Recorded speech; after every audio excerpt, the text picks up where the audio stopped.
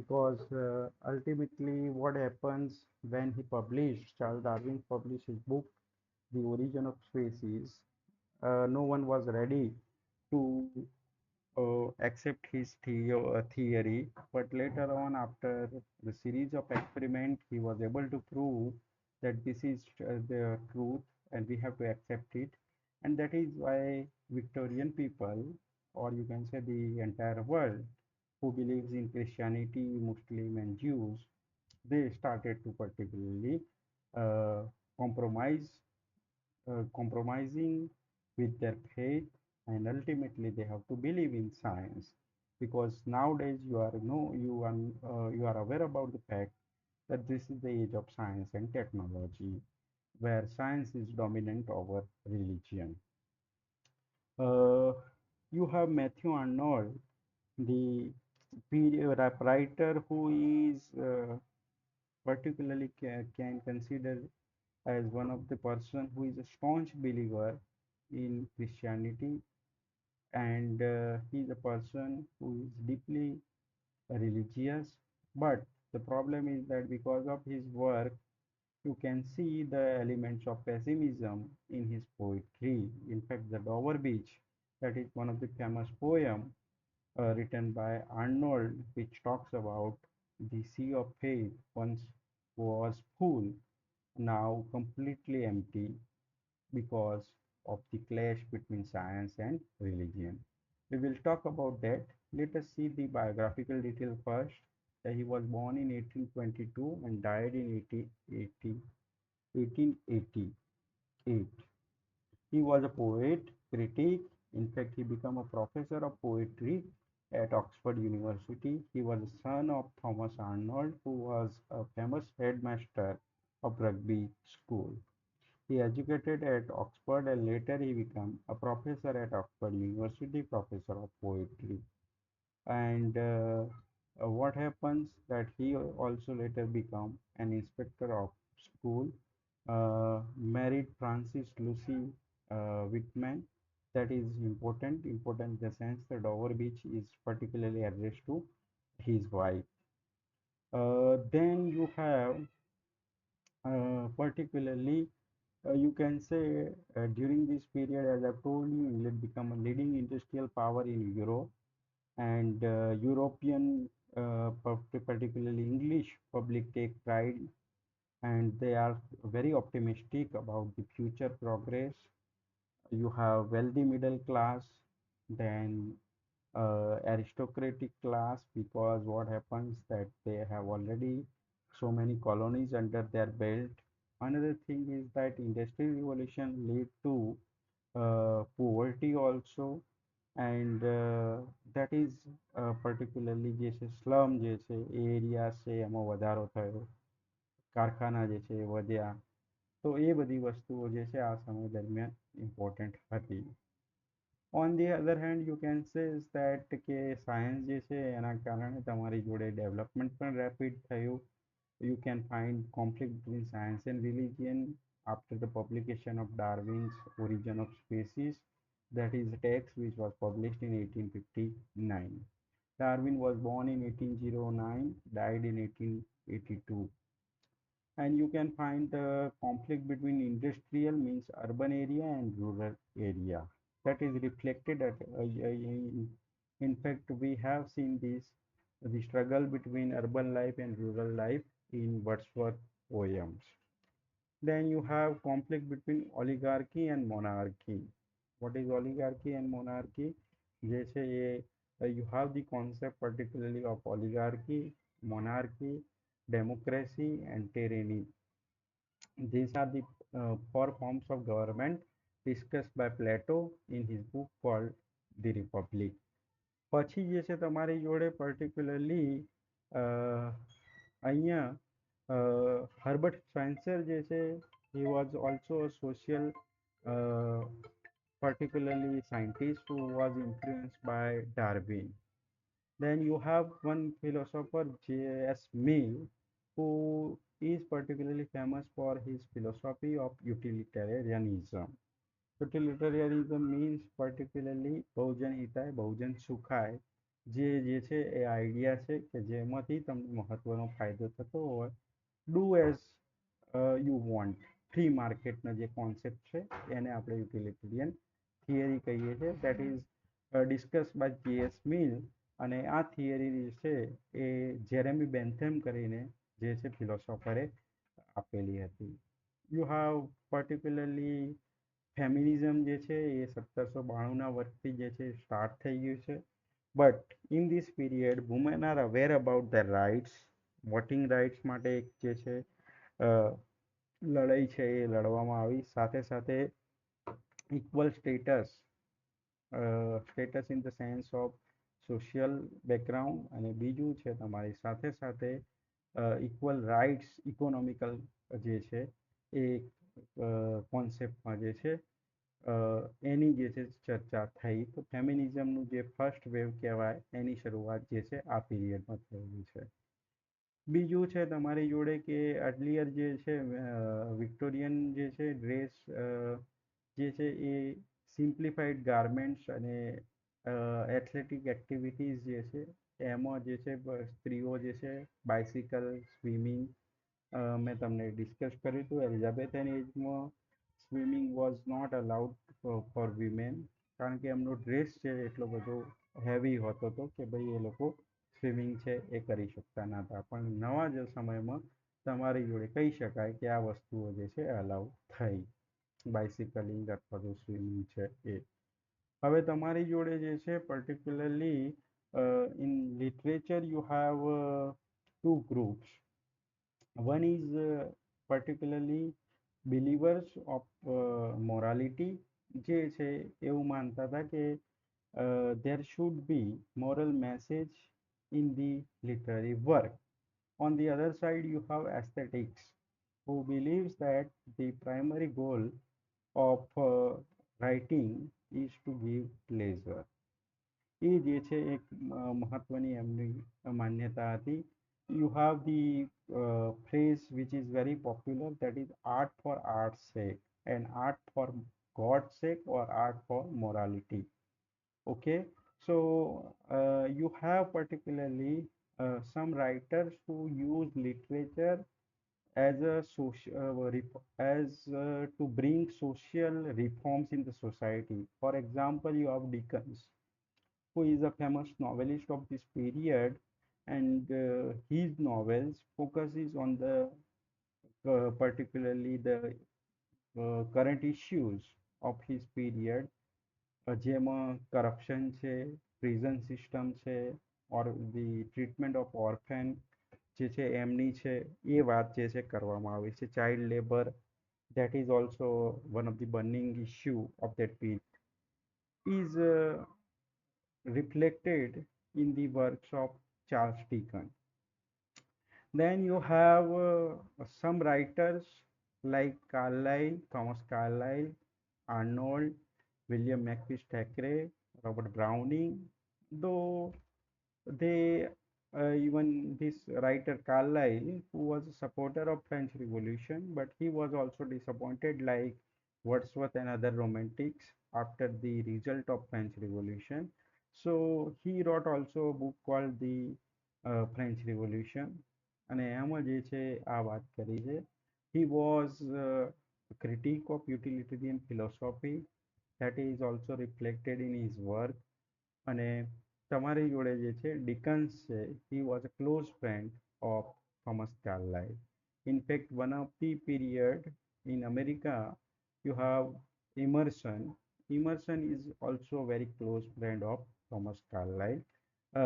In fact, when he visited England, he met Wordsworth, Coleridge, and other poets of period, and he had a good friendship with Carlyle during this period. That is, you can say, uh, you can find the influence of Thomas Carlyle in his work. Another thing is that you have one group, that is PRB, Pre-Raphaelite Brotherhood, where most of the writers, or you can say poets, they are also a painter, and that is a movement which is known as PRB. બીજું છે તમારી જોડે કે આ જે સમય છે એમાં તમારી જોડે ટેનિસન જે છે એક તો ઇન મેમોરિયમ પોયમ લખે છે, જે તમારી જોડે એલિજી છે, ક્લાસિકલ એલિજી. સાથે સાથે કિંગ આર્થરનું રિવાઇવલ થાય છે આ સમયમાં. હી રોટ ઇડિલેસ ઓફ ધ કિંગ, જેમાં 12 પોએમ છે, જે 12 નાઇટ્સ હતા આર્થરના, એનું રિપીટેશન જે છે અહીંયા જોવા મળે છે. આર્નોલ્ડ જે છે એ પોએમ જે છે એમની સબ્જેક્ટ મેટર છે, યુ કેન સી કે બહુ વધારે પોએટ્રી લખી નથી, પણ જેટલી પણ પોએટ્રી છે એમાં એમનું ફોકસ છે રિલિજિયન ઉપર. કાર્લાઇલ જે છે એમનું વર્ક ફોકસ કરે છે, એક તો is a critique of utilitarian philosophy. Another thing is that he is a strict believer of morality. Another thing is that તમારી જોડે ઓક્સફર્ડ મુવમેન્ટ છે આ સમય દરમિયાન થાય છે. તેની જોડે એસોસિએટ નામ છે જ્હોન જે છે ન્યુમેન, કાર્ડિનલ ન્યુમેન, પછી જ્હોન કેબલ. અને ઓક્સફર્ડ જે છે મુવમેન્ટનું મુખ્ય પ્રયોજન એ હતું to establish the faith of Christianity in the English people, જે પર્ટિક્યુલરલી રિલિજિયસ જે છે એના પર પ્રશ્નો ઉઠતા હતા, એ પ્રશ્નો જે છે એનું સોલ્યુશન મળે તો એના માટે જે છે Oxford movement is a religious movement. એની શરૂઆત થઈ. એની સાથે એસોસિએટેડ જે રાઇટર્સ છે એના વર્ક આપણે જોઈશું. We are generally talking about the important characteristic at a glance. પછી જે છે તમારી જોડે એક એજ્યુકેશન એક્ટ છે 1870માં પાસ કરવામાં આવ્યો, જેમાં એજ્યુકેશન જે છે કમ્પલસરી કરવામાં આવ્યું, અને એના કારણે જે રીડિંગ પબ્લિક છે એનો ગ્રોથ થયો. પ્રિન્ટિંગ અને પેપર જે છે ઓલરેડી તમારી જોડે ઇંગ્લેન્ડમાં પહેલાંથી હતા જ, પણ એ જે છે ચીપ બન્યા, એના કારણે જે છે રાઇટિંગનું જે છે બુક્સનું જે હબ છે એ ઇંગ્લેન્ડ બની ગયું. And as I told you કે કાર્લાઇલ જે છે એમનું ઇન્ફ્લુઅન્સ ઇમર્સન પર વધારે છે. તો ઇમર્સન પર પર્ટિક્યુલરલી હેનરી જેમ્સ અને બીજા એક રાઇટર જે છે ઇમર્સન, બંનેનું જે છે અમેરિકન ટ્રાન્સિડેન્ટલિસ્ટ જે મુવમેન્ટ છે, that is also called romantic age in America. તો એ જે છે એમાં કાર્લાઇલ છે, વિલિયમ વર્ડસવર્થ છે અને રોમેન્ટિક પોએટ્સ છે, એમનું ઇન્ફ્લુઅન્સ જોવા મળ્યું.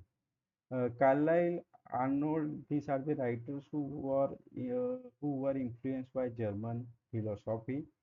ઇટાલિયન ઇન્ફ્લુઅન્સમાં તમારી જોડે બ્રાઉનિંગ છે, સ્વિનબર્ગ છે, મોરિસ છે, મેરેડિથ. સ્વિનબર્ગ અને મોરિસ બંને જે છે પીઆરબી મુવમેન્ટના પોએટ છે. અને બ્રાઉનિંગ અને મેરેડિથ છે, મેરેડિથ નોવેલિસ્ટ છે, બ્રાઉનિંગ ઇઝ અ પોએટ. આ બંને છે એમને ઇટાલિયન જે છે લિટરેચર એમાંથી વધારે ઇન્ફ્લુઅન્સ જોવા મળે છે એમની પોઇટ્રી અને વર્કમાં.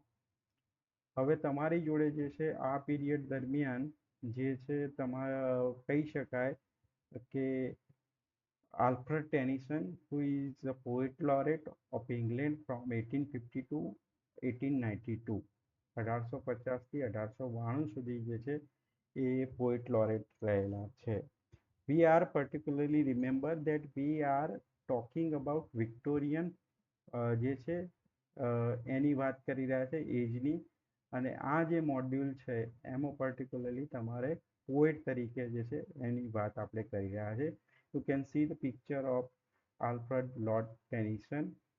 Another thing is that he was a student of Cambridge University. He entered in Cambridge in 1827.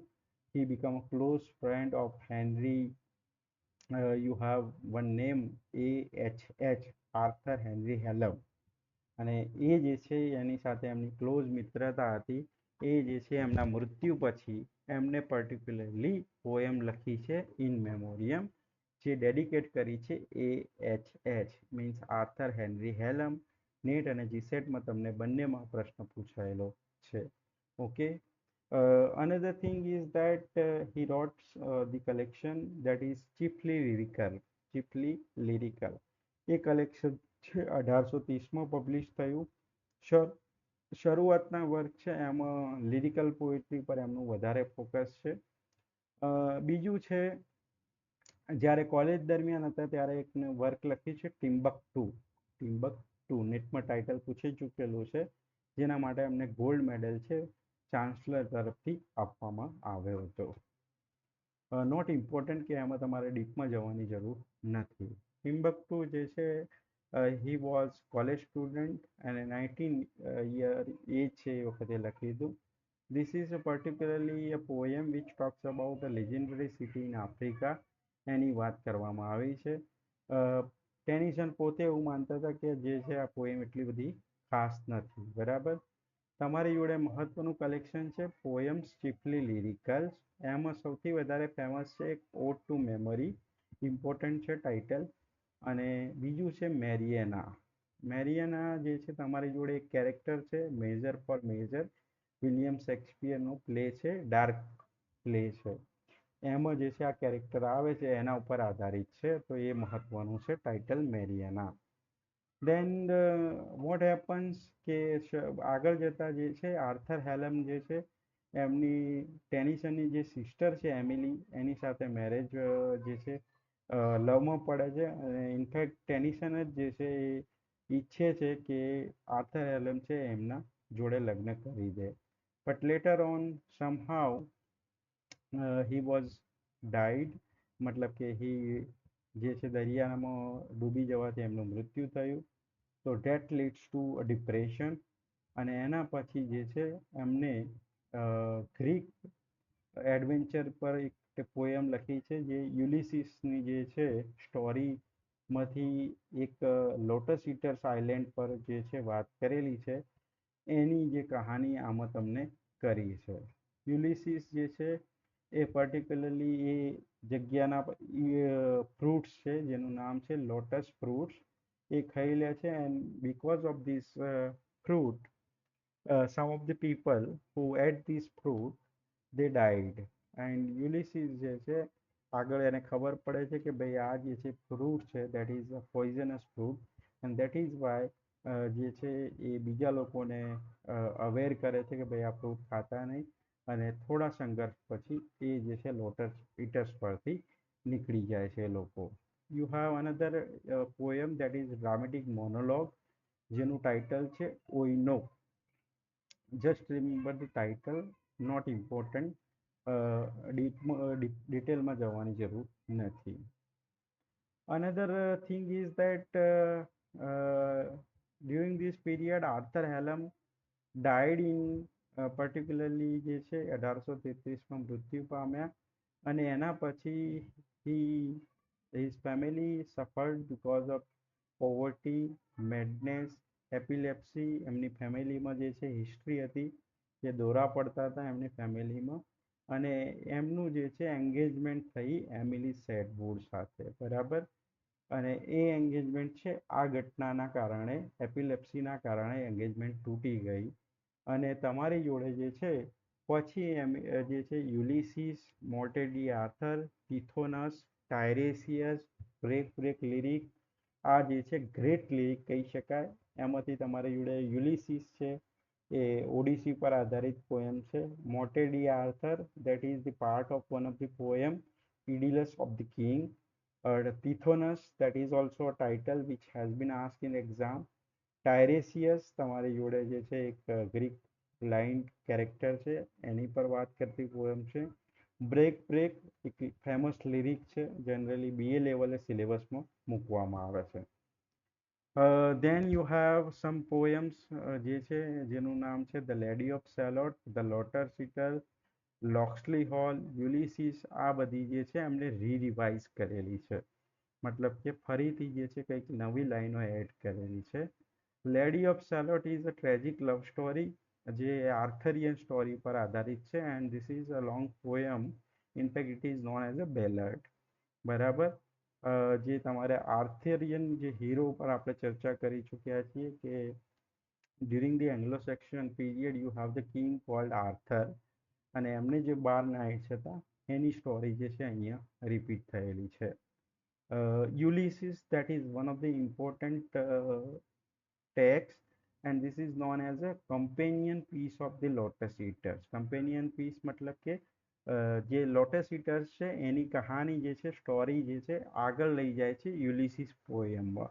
એટલે લોટસ ઈટર્સ છે એ પ્રિક્વલ થઈ યુલિસિસની, અને યુલિસિસ છે એ લોટસ ઈટર્સની સિક્વલ થઈ, મતલબ કે જે કહાની જે છે આગળ લઈ જવામાં આવે છે.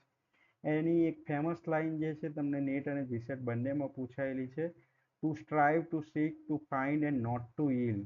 This is particularly occurred in this poem Ulysses. અને આ જે છે એ સમયનો વિક્ટોરિયનનો મોટો પણ બની ગયો હતો, બીકોઝ એ સમય દરમિયાન સૌથી વધારે કોલોનીઝ છે, નવા દેશ છે, એના ઉપર શોધી અને એના પર રાજ કરવાનું જે છે શરૂ થઈ ગયું હતું. બરાબર, તો આ poem that is important. You have to search this poem and you have to read the poem and try to remember this important line, to strive to seek to find and not to yield.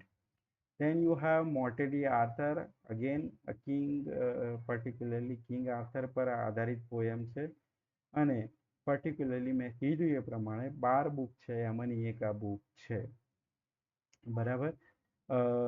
આમ તો એમને ઇડિલિસ of the Arthur એવું નામ આપેલું છે, Idylls of the king, જેને ઇડિલિસ છે એ particularly તમે કહી શકો કે 12 બુક્સ છે, એમાં એક પોયમ છે મોટેડી આર્થર. પછી જે છે ધ પાસિંગ ઓફ આર્થર, એ પણ એક પોયમ છે. તો આ પણ એક ટાઇટલ પૂછાયેલું છે, જનરલી ઇડિલસ ઓફ ધ કિંગ. બરાબર. અને ઘણી વખતે મોટેડી આર્થર ટાઇટલ પણ તમને પૂછાયેલું છે. ટીથોનસ is a dramatic monologue. What is a dramatic monologue? Monologue means you have mono means one.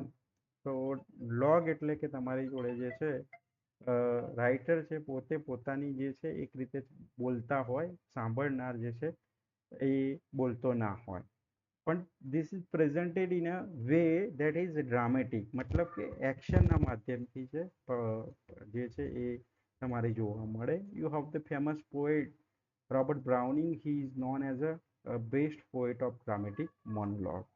તો એ જે છે તમારી જોડે પર્ટિક્યુલરલી ટિથોનસ છે એ પણ યુલિસિસ જે છે એની કમ્પેનિયન પોએમ છે. કમ્પેનિયન ઇન ધ સેન્સ કે આ તમે 3 પોએમ જે છે સાથે વાંચો તો તમને કમ્પ્લીટ આઈડિયા આવે ગ્રીક જે છે યુલિસિસની સ્ટોરીનો. બીજું છે તમારી જોડે કે ટિથોનસ જે છે once a beautiful man who was chosen by Aurora, Greek mythic જે છે એમનું કેરેક્ટર છે, the goddess of dawn as her lover, અને એની સ્ટોરી જે છે અહીંયા વાત કરવામાં આવેલી છે. તો આ ટાઇટલ પણ મહત્વનું છે નેટ પોઈન્ટ ઓફ વ્યૂથી, Tithonus. Then you have Tithonus. પછી છે તમારી જોડે એક ડાયલોગ છે that is also dramatic monologue, Locksley Hall, અને ઓટોબાયોગ્રાફિકલ વસ્તુ જે છે ટેનિસનની પોતાની લાઈફ વિશેની વાત આમાં જ વધારે જોવા મળે છે. પછી છે the princess. This is very important because a long narrative poem and it is written in blank verse. And here he talks about the new woman, and the theme of the poem is very important. At the time, education of women was one of the important issue, and here he talks about, means Tennyson talks about the one college that is only made for female. તો એમની જે છે એક કલ્પના કરી છે કે એક female college જે છે એ બને, એસ્ટાબ્લિશ થાય, અને એમાં એજ્યુકેશન છે વિમેનને આપવામાં આવે. So this is a very important title, the princess a medley. 1847 publication year પર તમારે યાદ રાખવાનું છે. Then one of the great year annus mirabilis કહેવામાં આવે છે. એનએસ મિરાબિલસનું મતલબ જ છે ગ્રેટ, જે છે વન્ડરફુલ યર, એ રીતે આપણે કહી શકીએ છીએ. So as I've told you, in 1850 he became a poet laureate. In 1850 he married to his lover Emily Selwood. અને બીજું છે ઇન મેમોરિયમ, જે સૌથી બેસ્ટ ટેક્સ છે એમની, એ જે છે આ સમય દરમિયાન પબ્લિશ થાય છે. તો એના કારણે તમારી જો 3 ઘટના જે છે એના કારણે આ જે છે એ ગ્રેટ યર કહેવામાં આવે છે ટેનિસનની લાઈફમાં. Now let us talk about in memoriam, generally prescribed in the syllabus of MA, because this is a poem which is considered as a classical elegy. ઘણા બધા પ્રશ્નો નેટમાં પૂછાયેલા છે, વન થિંગ ઇઝ દેટ કે ઓરિજિનલ ટાઇટલ છે in મેમોરિયમ address થયેલું છે H કોના માટે સ્ટેન્ડ કરે છે એવો પ્રશ્ન પૂછાય છે, તો Arthur Henry Hallam. Arthur Henry Hallam. બીજું છે તમારી જોડે આનું સબટાઇટલ જે છે, original title not subtitle, that was the way of the soul. The way of the soul. અને આ જે છે વિક્ટોરિયાની ક્વીન વિક્ટોરિયાની જે છે એ ફેવરેટ પોયમ હતી, એમને આ વાંચી અને એના પછી જે છે એ ટેનિસનને પોએટ લોરેટ બનાવ્યા હતા. Here he is particularly lamenting the death of his close friend Arthur Henry Hallam, જે કેમ્બ્રિજ યુનિવર્સિટીમાં એમની સાથે જે છે કોલેજમાં ભણતા હતા.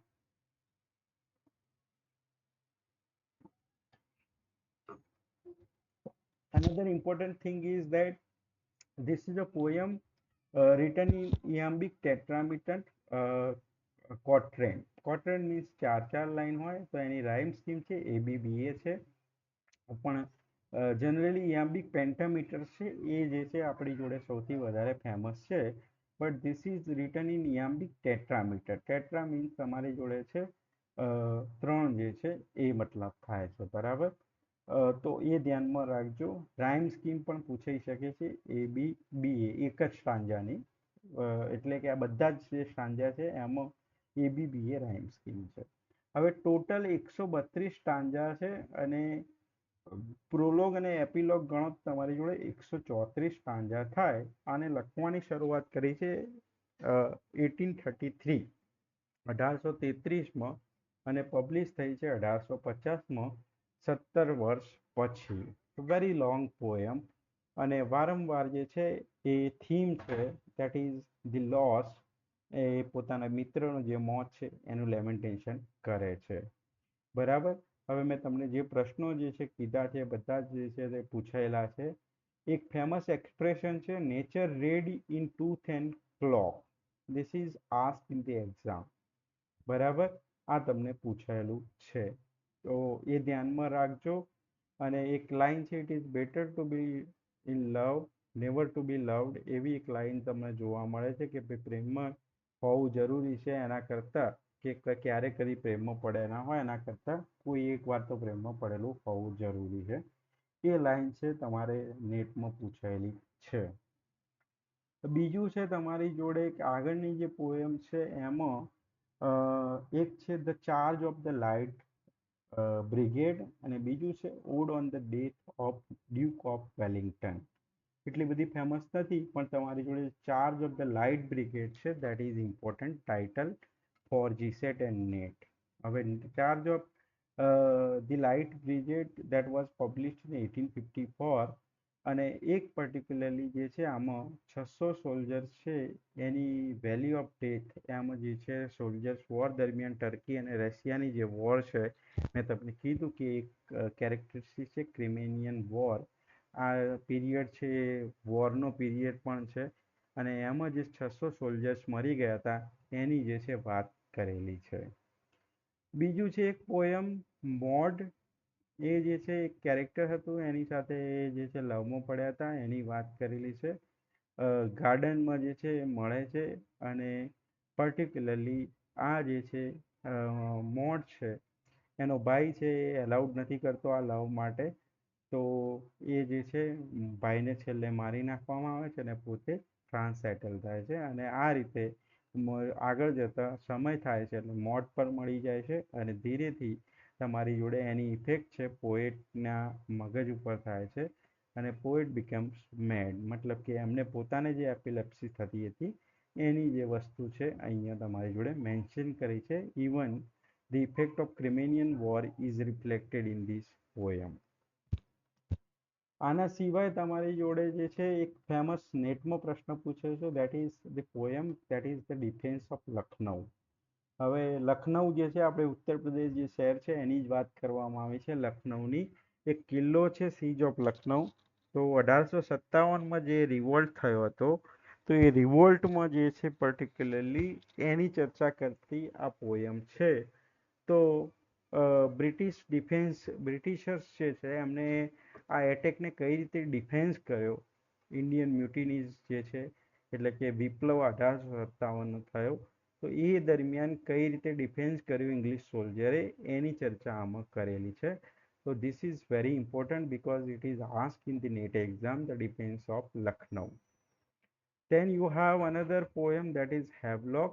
એ પણ જે છે એ 1857નો જે વિપ્લવ છે એની સાથે ચર્ચા કરતો છે, બરાબર. અને એક રાઇટર જે છે, પર્ટિક્યુલરલી રાઇટર એક કેરેક્ટરની વાત કરે છે, હેનરી હેવલોક, જે ડિફેન્સ ઓફ લખનઉ દરમિયાન જે છે મૃત્યુ પામ્યા હતા, પણ હીરો તરીકે જે છે એ બ્રિટનમાં કન્સિડર થયા હતા because of his valour efforts made in this defence. તો આ જે છે ઇન્ડિયન કોન્ટેક્સમાં તમારે આ બે પોયમ છે ધ્યાનમાં રાખવાની છે.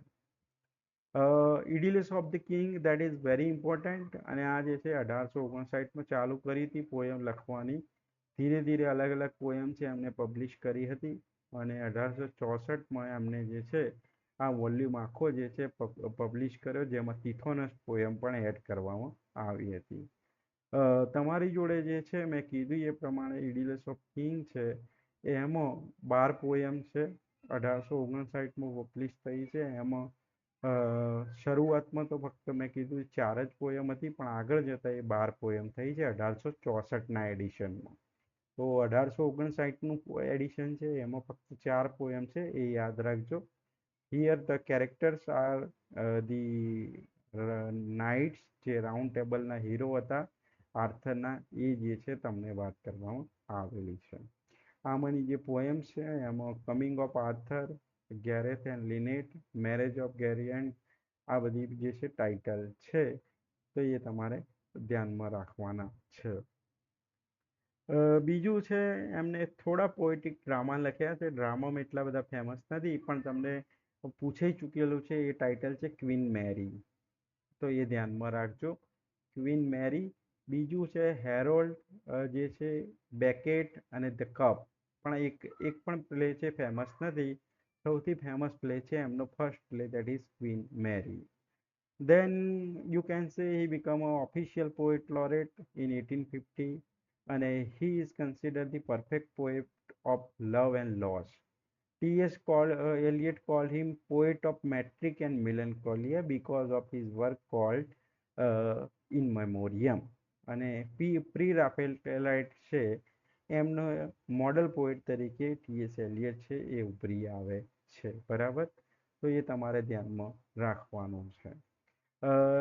In the next lecture, we will talk about Robert Browning because he is also a poet, one of the important figure of this period, who is considered as one of the greatest poet of this period. This is a period where you can say you have a debate that whether this age should be known as the age of Browning or age of Tennyson, or sometimes even critics says that this age should be known as age of Charles Dickens, because Dickens is one of the important figure when it comes to prose. તો તમારી જોડે 3 writer છે મેં કીધું એ પ્રમાણે. પોએટ્રીમાં જો આપણે ફક્ત ચર્ચા કરીએ તો આર્નોલ્ડ, બ્રાઉનિંગ અને ટેનિસન છે. પણ ટેનિસન જે છે that is a mixture of Arnold and Browning.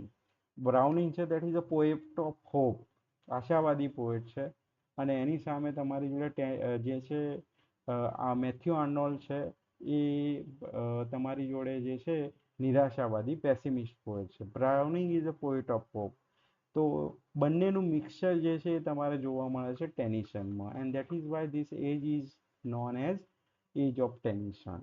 Okay, so I hope કે તમે ટેનિસન વિશેની જે છે માહિતી મેળવી છે એ તમને ખ્યાલ આવ્યો હશે. અને બીજું છે કે આપણે જનરલ કેરેક્ટરિસ્ટિકના એજ છે ચર્ચા કરી છે. અમુક વસ્તુઓ જે છે એને ખાલી ઉપરથી જ જોઈ છે, જેમ કે પીઆરબી છે, ઓક્સફર્ડ મુવમેન્ટ છે, ચાર્ટિસ્ટ મુવમેન્ટ છે, એ બધી જે છે રાઇટર એના એસોસિએટ આવશે ત્યારે ડિટેલમાં ચર્ચા કરીશું. સો we will meet tomorrow and we will discuss remaining poets, Robert Browning and Matthew Arnold, in the next lecture. Do you have any question or query? Then you can ask me.